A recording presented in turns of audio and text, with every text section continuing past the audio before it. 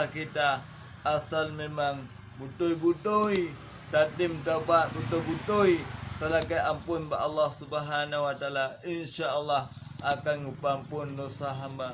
Walaupun dosa setinggi langit apapun dosa, tetap Allah akan mengampun dosa. Maka saudaraku yang dirahmati Allah, mari kita selalu berumdiah kepada Allah Subhanahu wa taala agar Allah merahmati kita di saat kita pulang kepada hadratillah.